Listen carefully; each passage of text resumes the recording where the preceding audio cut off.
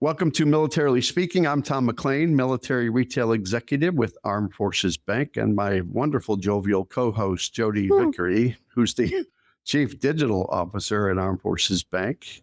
And more importantly, for the next few episodes, a military spouse of a lot of years. Several. Should we just do it in a tranche amount, or do you want to talk about how many years you've been a military spouse? I don't remember when I met Stephen when he was already in, but he served 20 years. Okay. But I don't recall how many years he had already gotten.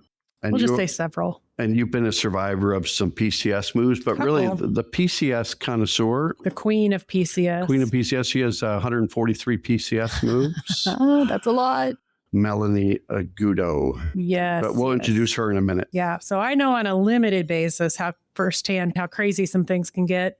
And, we're really calling all of that out today. And we're thankful to have Mel here to help us do that, because we're going to kick off a 4-part series on something nearly every service member of military family and probably has experienced, or if they haven't, they're about to, a permanent change of station or a PCS move. That's correct. The next 4 episodes, we're going to break down the PCS process into bite-sized pieces, so you'll be able to quickly find everything you need to know in each phase. So this is going to include maybe some tricks of the trade from the experienced PCSer we have with us today. And by experienced PCSer, I don't mean Tom, not necessarily myself. Can I say something right there? Definitely I'm going to PCS from this room. I would welcome that. Right. I would welcome that. So Mel is a senior loan officer and a VA loan expert here for us at Armed Forces Bank. She wears a military spouse hat by day and night as well, in addition to that, for over 20 years. Between Mel and I, mostly Mel, we've got more PCS moves under our belts than we care to admit. I'm a very small contributor to that total. Not necessarily true, Jodi, which is exactly why we're here today, though. If we can save one family member or a military family from some of the chaos that we have both lived through in the past or learned from, this series is absolutely going to be worth it. The series is worth it anyway. Just having Jodi and Mel here, that's worth it. We're elevating you. Is that what you're saying? All right, that's enough. It's not about bashing Tom, That's why I show up. My work anniversary is coming up. I know, 19 years. Yeah. Yes. April 30th, Mel. You didn't think I knew. Mel, how many years you've been with Armed Forces Bank? We'll just say over 20. So longer than you. High 19s. Yeah. Speaking of PCS moves and speaking of large numbers, how many PCS moves? I think when you and I and Jodi met on one of our podcast episodes, probably in the early stages back in 2021, you had talked about the number of moves, but for those that didn't listen to that episode, how many moves have you had as a military spouse? We did 14, and I think it was like 22 years. So quite a few. That's crazy. And I'm absolutely excited to share, a little bit about what we learned through our 14 PCS moves, or what, lessons learned, if you will. So it's exciting to be able to talk about that. Share. Everybody's got the story, and you're going to have some good stories. And I think people will learn something today. I think she should write a book, maybe. On PCSing? Mm-hmm. Yeah.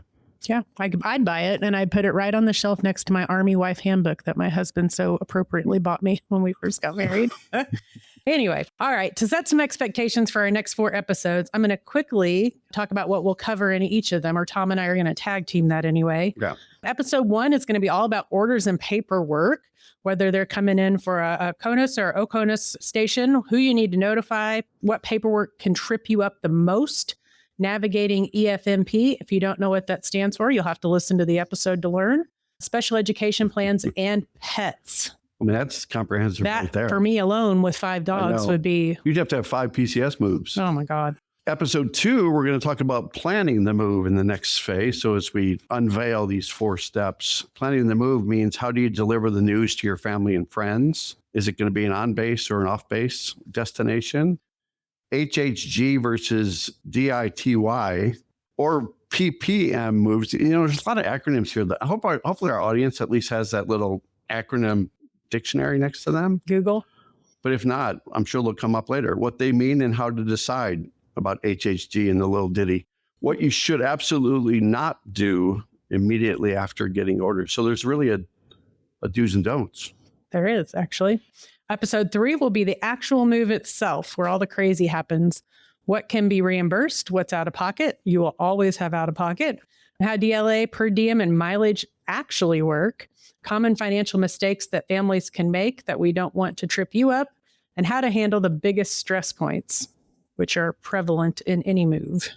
The 4th and final section of this PCS series will be landing on the other side of PCSing. So what service members should prioritize in their first 30, 60, 90 days after moving? What happens when a spouse's career is interrupted? Because prior episodes, we've talked about 23, 25% military spouse unemployment rates. How can we make their transition as easy as the service member? How to rebuild community quickly at a new duty station. Certainly getting involved in spouses clubs and getting involved in nonprofit organizations is going to be one thing that they can do to acclimate to a new environment. And then finally, the advice that seasoned military families wish they had followed earlier. So in 14 times, Mel, probably after the second one, you learned a little bit. That's and then a lot of seasoning. After the 13th one, you're like, are we done yet? Right. I was still learning. There's always something to learn. Basically, the idea here is that each episode is going to be pretty quick. Well, quick. I mean, Tom talks a lot, so it'll be quick, relatively Jodi, speaking, stay on compared to our track. normal episodes. So regardless of where you're at, you can squeeze in a quick PCS move refresher in your lunch break, running errands, or whatever your busy life as a military spouse looks like. Oh, by the way, how it's going to work, as the person here who is not experienced, but could be shortly in PCSing, I'm going to be posing questions to Jodi and Mel, and they'll be the PCS move experts with advice, best practices, horror stories, whatever that came along that journey. And now with that intro out of the way, let's get into the real nitty gritty of PCS I see what you moves. did there. How do you like that? I see what you did there.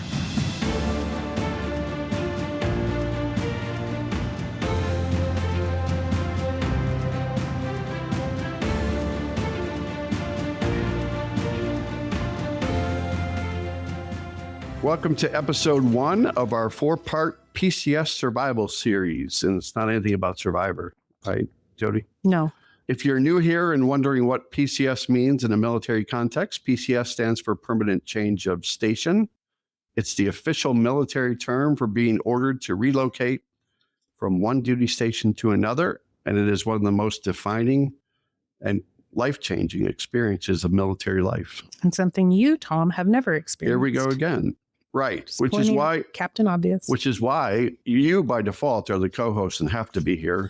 So it's a gratuitous invite about this topic. Yes. And we've got Mel. Who's the actual Aguto. expert? Yes. Yeah, here to cover the few gaps in my knowledge and apparently yours, because you've been far removed from it. But let's get right into it. Segment 1, it's titled, What Are the Orders and What Do They Actually Mean? We'll start at the very beginning. When do you receive PCS orders? What exactly does that mean? And what happens in those first moments? And we'll tag team it a little bit, but certainly a tidbit from you and some commentary from Mel would be appropriate. So PCS orders are the official military document that directs a service member to move. They are not a suggestion, unfortunately. You have no control over this. They're a mandate from the Department of Defense or nowadays Department of War. The document will specify where you're going, when you need to be there by, and some basic logistics with more detail to follow, you hope.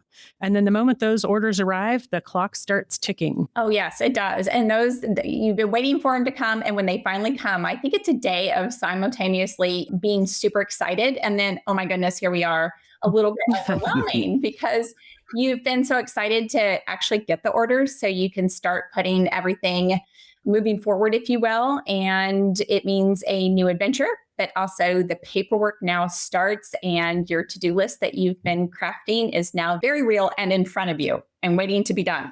So for the listeners, like my family, who would be new to military life, can you explain the difference between CONUS versus OCONUS moves? Again, we're in sort of the acronym world of life, but this is something that comes up a lot. So is there something, Mel, that you want to talk about with that, or Jodi? It's fun to say CONUS and OCONUS, but it actually does mean something. And it's probably the biggest fork in the road when your orders arrive because it can mean moving a few hundred miles or a few thousand miles. CONUS stands for Continental United States. So basically everything here in the contiguous states. And then OCONUS is outside the Continental United States. So CONUS, you might be moving just from Fort Bliss to, say, Fort Bragg or to Fort Lewis or JBLM. If you're moving OCONUS, that means you got a little bit further to go. You might be going to, say, Germany, Japan, South Korea, somewhere overseas. And Jodi, absolutely. That distinction matters enormously as well for planning purposes. CONUS moves are complicated enough, and then you throw OCONUS on top of it, and it just adds additional layers of complexity. Navigating, depending upon what country you're going to, passports, visas, navigating all of your family members, and of course, pets. Can't forget our pets. Shipping timelines, and just so much more. And the lead time for OCONUS is definitely longer than CONUS for sure. Mel, speaking of dogs, how many dogs do you have? We have 4 Basset Hounds. Yes, we are kindred spirits. You're 5. I have 5. I have 4 Chihuahuas and a red healer. And counting the 3 in my immediate family. I mean, we're in double digits. Like we could have a zoo. We PCS could have like a petting zoo. Yeah, we should do that. So, Mel, if someone gets OCONUS orders, what should they be doing first? Jodi, you start. I know. We'll go alphabetically this time. Vickery to Aguto? Well, no, Jodi and Mel. Kidding. Yeah. Passports, I would say immediately. If you don't have them, start that process the same day because some of that is out of your control with regard to how fast they will come. You should also begin looking into something that's called a status of forces agreement for the country you're heading to. It governs your legal rights and privileges of military personnel and families abroad. Your installation's legal office can certainly walk you through all of that, but those are probably 2 top of mind things. Jodi, I'd like to throw in there too, make sure that you communicate with your personnel office as quickly as possible and ensure that you use them as a point of contact for everything as well. They can flag specific things to your orders that you might not know about, give you guidance, and just share extra tips and guidance as you navigate that big upcoming move. By the way, when I tried to get a passport to go to my daughter's engagement party in Mexico and I had to expedite it, the expedition process took 138 days and I missed it. You missed the wedding? The engagement. Did you actually? Yeah. That's not fair, is it? It's classic. I'm not bitter about the process. It's classic is what it is. All right. So segment 2, we're on to segment 2, Mel and Jodi. Who needs to know and in what order? Beside your dogs, right? I mean, you tell your dogs first. Right. All right. Your orders are in hand. Who do you notify first? And is there a strategy to that? Yeah, there's probably a pecking order, but you do it wrong. Somebody's going to be in their feelings about it. But, of course, you're going to tell your family first, your spouse and your kids, and make sure, especially with the kiddos, that you do that in a good way so it doesn't freak them out. And then you want to make sure that those people that are going to be directly affected by it, like your direct family, they hear about it before something leaks out, say on social media or through others in and around your unit. You don't want your kids to hear it some other way than from you. That conversation matters, and they really deserve to hear it from you directly. Absolutely, Jodi. And assuming, of course, you want to tell your immediate family first, very, very important. And then followed by your chain of command, of course, who needs to have that formal notification that you do have orders in hand, including making sure they have a digital copy, physical copy to your S1 admin section, typically as quick as possible, of course, 24, 48 hours. And this initiates the out processing next steps as you navigate through that with the correct DA forms, visiting the traffic management office, another acronym for you, Tom, here, TMO. To start the moving arrangements. Yep. And then you get to navigate the kids' schools, your housing office or the landlord, or if you own a home, that next step, what you're going to do there. And depending upon where you live, your financial institutions, of course. I think so many people underestimate navigating and ensuring that you navigate the financial institution piece. Notifying your bank early gives you time to ensure that your current financial setup makes sense for where you're PCSing to, of course. Which is a great segue, right, into something we emphasize here at Armed Forces Bank, not to put a plug in, but we might as well. The importance of what some people call Army, well, let's stick with the Army branch of service, financial literacy around PCS training. So getting financially prepared before, during, and after a move is something a lot of families skip until it's too late. But we'll come back to that in episode 3. But Mel, anything you'd flag at this early stage around the financial readiness side? Tom, I would actually, monitoring your cutter reports, because as you're getting ready to PCS, there's a lot of changes. Make sure you know your financial picture before you move. Keep a good pulse on that as you get ready to figure out what that next step looks like. Are you signing a new lease? Are you applying for housing? Are you going to buy a house? You have to make decisions sometimes quickly when you get there. And if you have accounts at local banks that potentially don't operate at your new duty station or have restrictions, now's the time to think about switching to a bank that serves military members across the installations where you're going to be. Ooh, I wonder who that would be. So some people might even consider buying a home, right? they would probably reach out to like Mel Aguto or something to talk about That's who financing I'd and call. different options available. Probably. Highly That's what I'd recommended. call. Yes, please. Yeah. She's very trustworthy. She has 4 dogs. 5.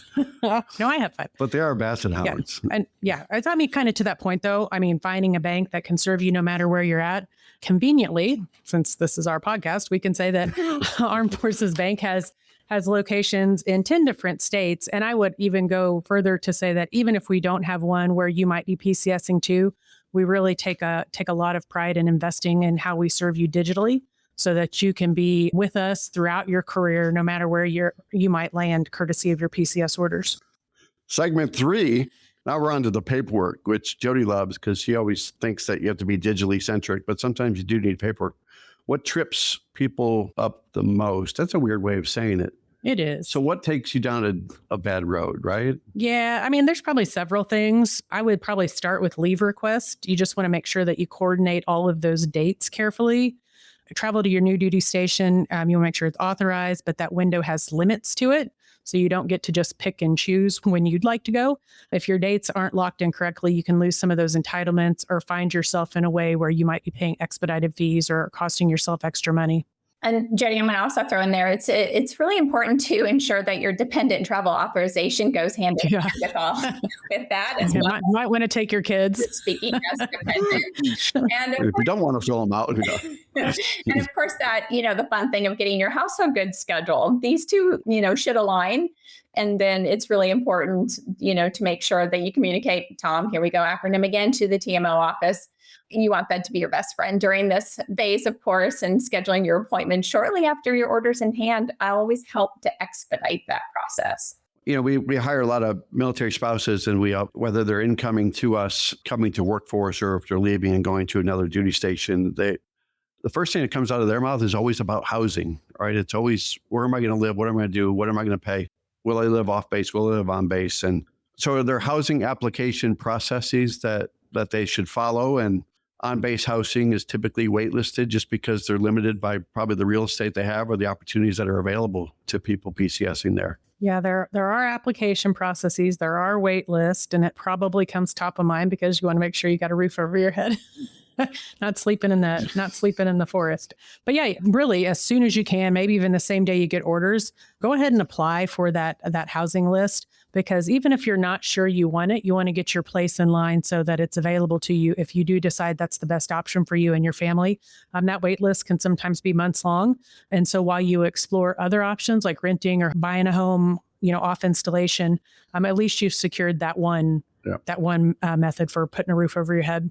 I think we're going to go deeper into that on one of our other 3 episodes. Which I anxiously await for that to happen. Yeah, I can see why you would be anxiously awaiting that. Very excited. And can I throw in there, please, do not forget power of attorneys. They're so important, especially if, one spouse is going ahead of the other, and or you have a spouse that is, your soldier is deploying, during that PCS window, which we know does happen. So having power of attorneys in place for all needs, financial, et cetera, are so, so important. So get that done immediately if you haven't already done so. It's a great tip. I think that happened to you, didn't it? Wasn't your husband deployed and you had to move by yourself? Yes. Or am I making that up? Nope. Yeah. Yes. So we have the whole packet of POA. Oh, well played. Everything we talk about here, no matter how weird, she's probably lived through it. So I know. I don't want to put your ESQ hat on, another acronym, right? Which stands for what? Which acronym? ESQ. Esquire. Right. So your legal hat, what type of power of attorney? Do you have any guidance for the audience about the type? Because there are some, whether it's durable, right? Durable, or not. Absolutely, Tom. Durable, especially if you're looking to purchase a home and you use your VA benefits, durable power of attorneys are important. And the JAG office can help navigate. The legal office can help navigate all of the different POAs. There's an entire list of them, your generals, your durable, banking, et cetera, automobiles, anything that you're going to need to manage key decisions legally. Absolutely get that checklist from JAG and work through that ahead of time. JAG, another acronym. All right. Segment 4, EFMP, special education plans, and of course the infamous PETs. My favorite segment. So I want to make sure we cover some of the things that affect families with specific needs, such as the EFMP, which stands for the Exceptional Family Member Program. Jodi, you were up all night preparing for this response. Can you talk about EFMP? Very studiously, yes. EFMP, It's a mandatory enrollment program for military families who have a family member with a special medical or educational type of a need.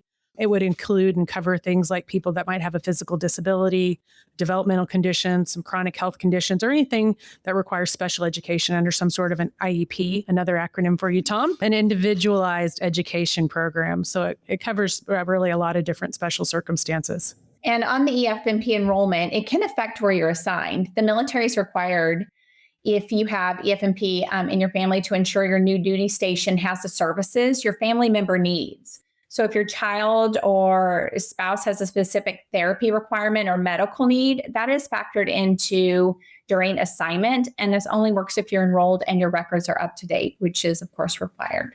So if families do have a specific EFMP or qualifying situation and the orders come in, what are they supposed to do? What's first and foremost? They're going to contact their installation's EFMP coordinator. Everyone's going to have one. And just make sure all that documentation's current, and then reach out to that coordinator at the installation that you're going to, or the gaining installation. So you want to make sure you understand and verify what services are available before you arrive so that you can plan accordingly in case there's anything that might be a gap. But just don't wait until you get there to start that conversation so you can plan appropriately. And also with the families with children with IEPs, the receiving school district is legally required to honor an existing IEP while developing a new one. But ensure that you keep good records, copies of everything you have, physical folder, and of course, always, Jodi, important digital backups, right? Yes. Can't stress that enough. What about pets? This comes up a lot, and I'm sure, especially OCONUS moves, there might be a special situations for that. Stateside is probably a little easier as you go across state lines, but when you're going abroad, could be more issues related to pets traveling and pets landing at a duty station, right? You just pack them all on the plane with you in one of those little carry-ons. Don't account for all of them.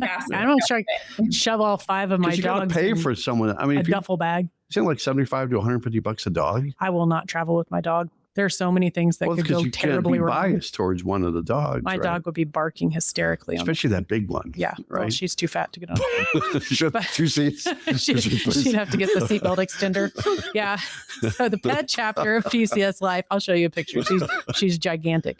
But for CONUS Move, it's actually pretty manageable. No military transport's going to move your pets for you. So you're just going to handle that by yourself. I know we just threw ours in the back seat of the truck. Yeah. As long as they fit. I mean, that big one. They did. I'll tell you horror stories Jaws of life just about that car ride, but I'm not going to do it on air. But it's pretty bad. But I'll share that later. But for an OCONUS move, every country has different rules around quarantine, vaccinations, microchipping, health certificates, things you don't typically think of with your littles. But some breeds are even restricted or banned outright in certain countries. So you really want to understand and research where you're headed, what those import rules are when you get your orders. So you know if you need to take any kind of special steps or find a place for the pet to stay if they're not able to go. Maybe you need to start being super nice to family. I don't know. Turn the page. Yeah.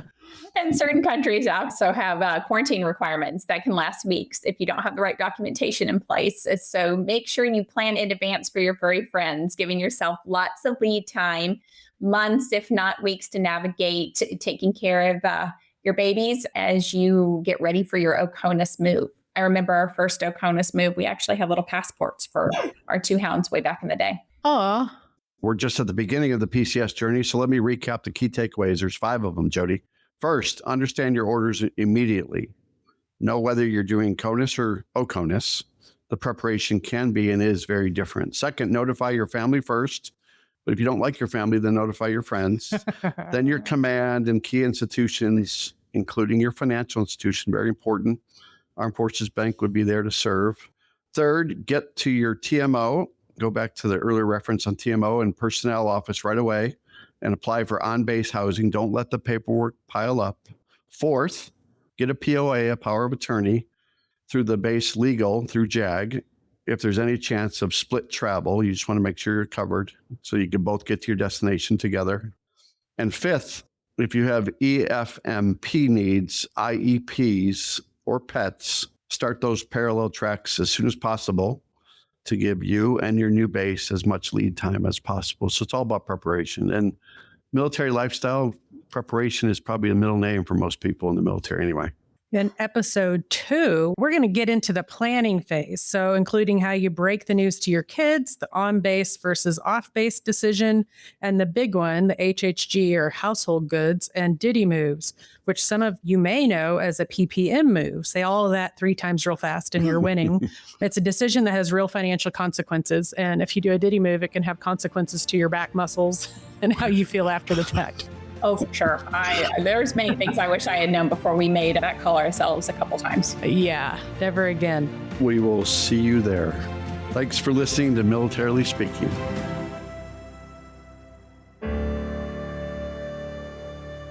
Copyright Armed Forces Bank, member FDIC, equal housing lender. All non-Armed Forces Bank owned apps, websites, company names, and product names are trademarks or registered trademarks of their respective owners. Their mention does not imply any affiliation with or endorsement by Armed Forces Bank of them or their products and services. They are merely used as examples of the many available apps, companies, and websites that offer similar services. Before using any app or website, you should carefully review the terms of use, data collection, and privacy policy. Apps may have an initial cost or in-application purchase features. This information is general in nature and is not intended to be legal, tax, or financial advice. Although Armed Forces Bank believes this information to be accurate, it cannot ensure that it could change. Statements or opinions of individuals referenced herein are their own, not Armed Forces Bank. Consult an appropriate professional concerning your specific situation and respective governing bodies for applicable laws, such as IRS.gov for current tax law. Armed Forces Bank, the Armed Forces Bank logo, and the Militarily Speaking logo are registered trademarks of Armed Forces Bank.